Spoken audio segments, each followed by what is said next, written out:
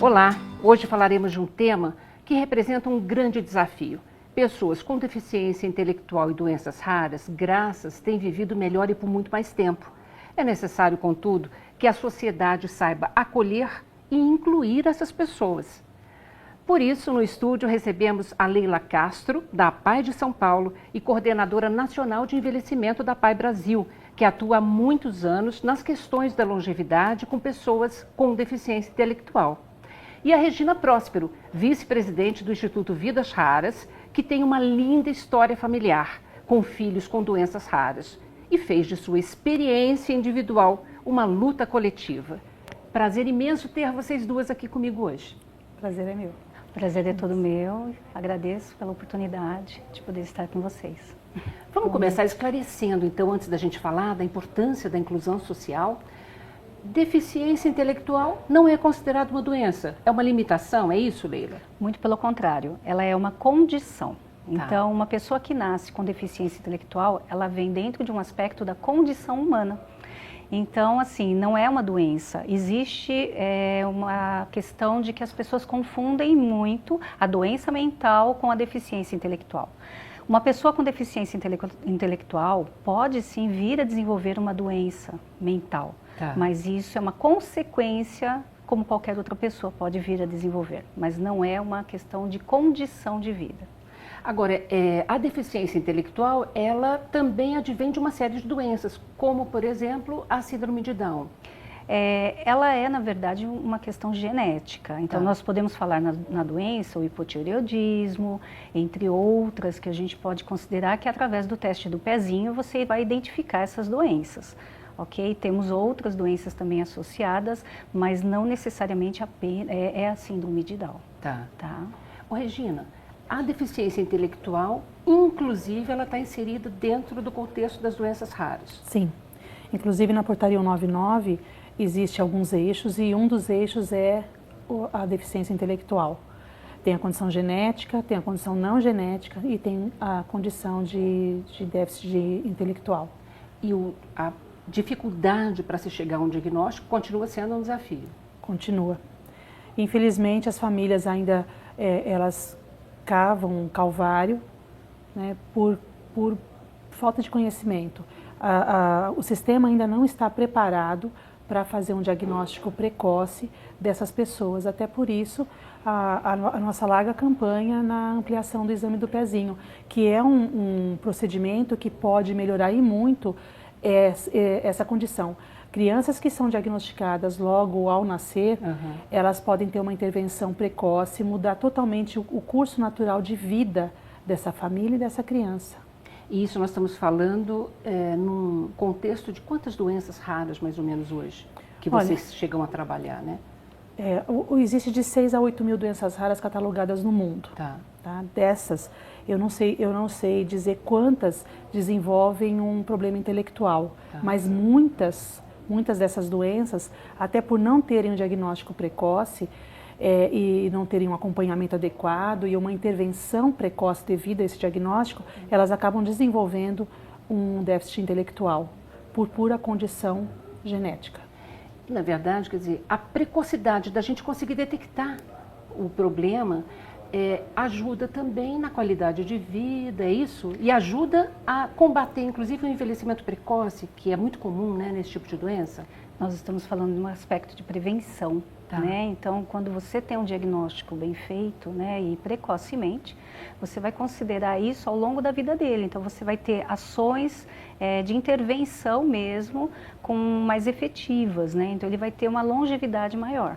Então, a gente pode considerar isso. Não temos estudos específicos hoje a respeito desse tema em relevância, mas a gente pode sim entender que eles terão uma vida mais longeva, Tá. se tiverem uma vida adequada ao longo desse processo todo. Regina, você podia contar um pouquinho pra gente a sua história, né? E a sua história, inclusive, com os seus dois filhos, especialmente com o Dudu, né? Sim. Então, eu participei desse calvário, né, da busca de um diagnóstico, um diagnóstico que demorou em torno de 5 anos para ser concluído. A condição dos meus filhos, a mucopolissacaridose, ela tem vários tipos e o tipo dos meus filhos, em particular, não acomete o cognitivo, mas as nossas outras mucopolissacaridoses, na sua maioria, acomete. Tá. Inclusive, a APAI é a nossa grande parceira no dia a dia e até mesmo de acolhimento e de diagnóstico para as mucopolissacaridoses. A gente tem já uma história de muitos anos em que o trabalho em conjunto do Instituto Vidas Raras com a APAI trouxe uma qualidade de vida muito benéfica para essas crianças.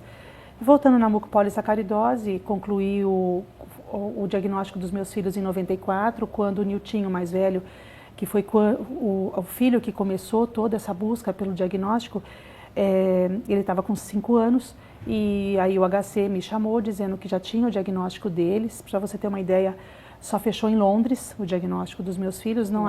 Depois de inúmeras, dezenas de tentativas aqui no Brasil, o próprio laboratório enviou o material para Londres e a conclusão chegou-se que eles tinham mucopolissacaridose tipo 6. Ô, Regina, isso porque, assim, tem sintomas específicos? Até para quem está nos assistindo poder identificar, né? A mucopolissacaridose, em particular, ela é uma doença que muda muito o fenótipo da pessoa. Eles nascem normais, mas pela condição da doença, eles não fabricam uma determinada enzima e que muda totalmente a pessoa, o visual, a gente chama de fenótipo, né? Então, a criança que nasceu normal, ela acaba desenvolvendo características que os torna semelhante entre eles. Assim como a síndrome de Down tem uma característica marcante, mucopolissacaridose também. Então, hoje, pode-se dizer que mucopolissacaridose é uma doença que é menos ruim para se diagnosticar, desde que se tenha o conhecimento dessas características e sintomas que são da doença. Mas a criança, em geral, ela nasce e você não identifica? Não. É depois do quê? De 2, 3 anos? Não, na verdade depende muito da quantidade de enzima que a pessoa fabrica. Por exemplo, os meus filhos, eles têm a mesma mutação genética, só que o mais velho ele veio com uma forma mais agressiva do que o Dudu, o segundo filho. Então, hoje, com a experiência que eu tenho, quando o Niltinho nasceu, se eu tivesse essa experiência naquele momento, eu já saberia que tinha alguma coisa de muito errado. E já teria levado ele imediatamente para uma investigação de diagnóstico. E é isso que a gente quer proporcionar para a área de saúde.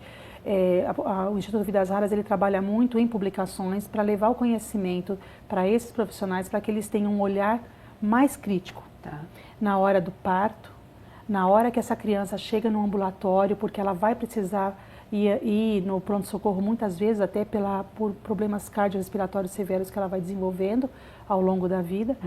E o fator determinante ela fabrica pouca enzima, ela vai ter as características mais marcantes rapidamente. Ela fabrica mais enzima, ela vai demorar um pouco mais para desenvolver essas características. E todo esse conjunto, independente da quantidade de enzima, ele pode ser diagnosticado precocemente no exame do pezinho, se ele fosse inserido. Gente, só para esclarecer, o exame do pezinho, ele é disponibilizado hoje em todo o sistema público. Mas o pezinho chamado ampliado, que detecta um número muito maior de patologias, não é disponível? Só na rede particular? Não, só na rede particular, porque ele é uma política pública, né? Então, a APAI de São Paulo, em 1976, ela que iniciou o teste do pezinho no país e ao longo desses anos, então, ela acabou se tornando, né, junto com esse trabalho que a organização desenvolveu, ela se tornou uma política pública. Mas dentro dessa perspectiva, o que ocorreu? Ela cobre o sistema de saúde, o SUS, ele cobre apenas uma parcela do teste do pezinho. Então, você consegue sim identificar algumas questões mais específicas, porém, para se identificar mais doenças, você tem que fazer o ampliado.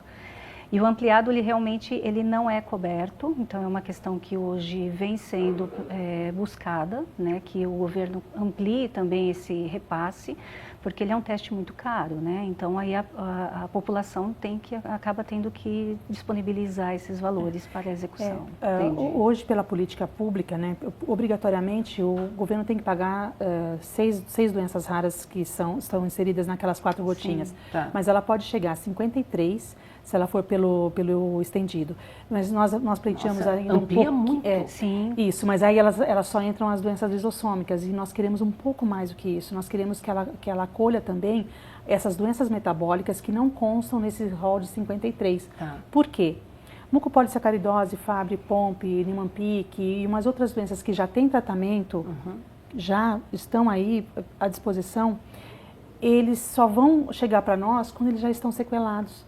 Só que se eles já é tarde, né? Já é tarde, eles já tiveram perdas. Por exemplo, elas podem ter uma intervenção precoce, inclusive serem encaminhadas para um transplante de célula tronco hematopoética. Mas ela só pode ir para esse transplante se ela for diagnosticada até os 24 meses. Depois disso, ela perdeu o time dela. Uau! Então a gente precisa brigar pela essa intervenção. Claro. O Instituto Vidas Raras, assim também como a PAI, tem brigado muito para que o governo entenda que esse custo... A importância, né? E a necessidade de você fazer essa intervenção o quanto antes, né? Porque o custo que eles alegam que vai onerar tanto o governo não é nada diante de uma criança que vai para uma UTI e fica 5, 6 dias lá. Então, assim, se a gente for fazer o custo-efetividade de tudo isso, com certeza... Os 50, acho que são $50 a mais, acho que nem isso, não 10. É nada. Não é nada. Não é nada. Você sabe que é muito legal você ter colocado essa questão, inclusive mostrando a relação custo-benefício. Por quê? Além do custo emocional, quem sabe, né? Essa coisa do bolso pega e conseguimos implementar, né? Para a população no geral. Né? Uma das coisas que eu escuto muito quando eu vou com esse discurso lá para o governo é que não justifica o tamanho investimento. Mas, enquanto família, eu tenho o direito de saber. Claro. Eu escuto muitas famílias que acabam sendo destroçadas porque eles não sabem como conduzir aquele mal que ela tem dentro de casa. Ter um ente, um filho com uma doença rara e você não sabe com o que está lidando, é mais perverso até do que você saber que uma doença que o seu filho tem não tem tratamento medicamentoso ou não tem nenhuma intervenção precoce, que muitas vezes é só a mudança de dieta. Tá? E é irreversível, E é irreversível, né? As sequelas são irreversíveis. O dano que isso causa numa família é muito mais perverso do que o diagnóstico de uma doença com prognóstico ruim. Não, desesperador, né? Nós vamos continuar falando mais sobre isso, inclusive a necessidade da gente combater esse estigma, né? E acolher numa inclusão social essas pessoas logo depois do intervalo, tá bom? E você não sai daí, a gente já volta.